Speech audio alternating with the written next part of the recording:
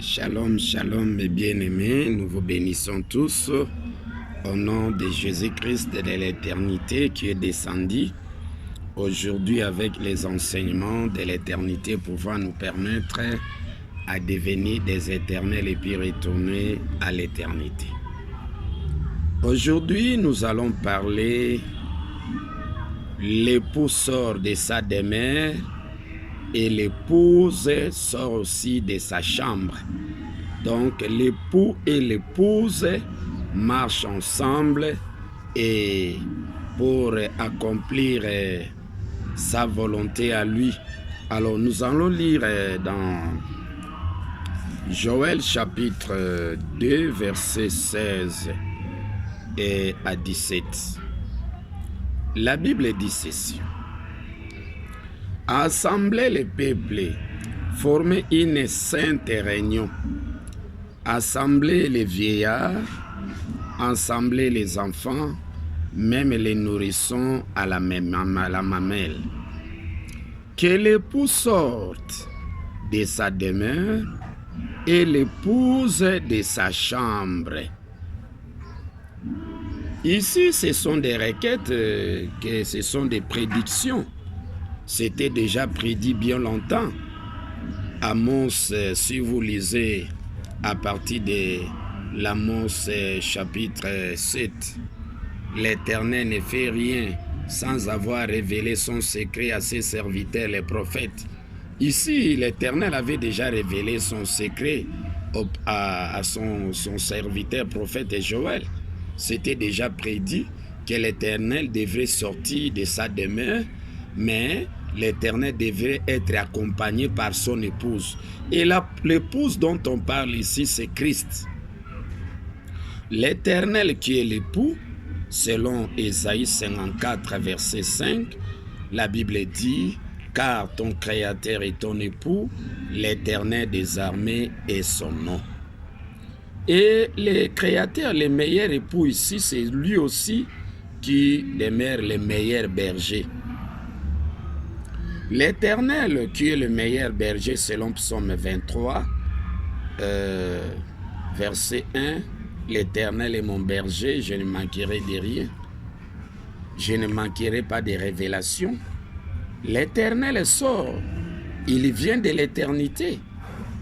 Il sort de l'éternité, il quitte l'éternité, il vient et il n'est pas seul, il est accompagné avec son épouse majeure de l'éternité, Christ, et ils sont descendus aujourd'hui pour proclamer les enseignements de l'éternité. C'est comme ça dans Amos chapitre 7, verset 4, la Bible dit: le Seigneur l'Éternel proclamait les châtiments par les faits. Ça dit que l'Éternel, au travers de son épouse Christ, puisque l'Éternel est un polygame, il marche toujours avec ses deux épouses. Donc il a son épouse Christ, il a aussi son épouse Dieu.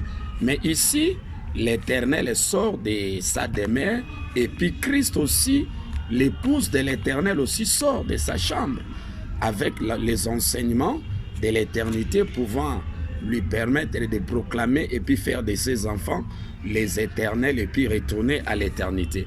Mais lorsque l'Éternel sort de sa demeure accompagné de son épouse majeure de l'éternité, Christ, alors il vient faire quoi? Amos chapitre 8 verset 1 à 2. Lisons Amos chapitre 8 verset 1 à 2. La Bible dit ceci. La Bible dit: l'Éternel qui sort de sa chambre, vous allez voir que non, il n'est pas venu main vide. Et il a quelque chose. La Bible dit ceci dans Amos chapitre 8 verset 1. Le Seigneur l'Éternel m'envoya cette vision. Voici, c'était une corbeille de fruits. Il dit: que vois-tu, Amos? J'ai répondu: une corbeille de fruits. Et l'Éternel me dit: la fin est venue pour mon peuple d'Israël. je ne lui pardonnerai plus en ces jours-là, en ces jours-ci. Puisque la prédiction ici, l'accomplissement, c'est aujourd'hui. Vous voyez ici, l'Éternel avait déjà bien longtemps montré à son prophète Amos. Que vois-tu, Amos? Je vois une corbeille remplie de fruits. Ça dit que l'Éternel qui sort de sa demeure, accompagné de son épouse Christ, il n'est pas venu même réduire. Il est venu avec une corbeille remplie de fruits. Les fruits, ce sont les enseignements de l'éternité, pouvant nous permettre à devenir des éternels et puis retourner à l'éternité. L'Éternel a accueilli les fruits de l'arbre de vie et s'est rempli dans les corbeilles et il donne ça à son épouse Christ. Et Christ a accompagné de son époux l'Éternel et ils sont venus ensemble pour nous distribuer les fruits de l'éternité, pouvant nous permettre à devenir des éternels et puis retourner à l'éternité. Et les fruits ici, vous allez voir, c'est écrit dans Jérémie. Jérémie chapitre 24, vous allez voir ce genre de fruits ici. Jérémie chapitre 24, vous descendez, mes excuses, Jérémie 24, verset 1, et vous descendez, c'est écrit comme ça, 1 à 3. L'Éternel me fit voir des paniers de figues posés devant les temples de l'Éternel, après que Nabuchodonosor, roi de Babylone. Donc l'Éternel il montre à Jérémie des paniers de figues, des fruits. Mais parmi les deux paniers là, il a des femmes, non?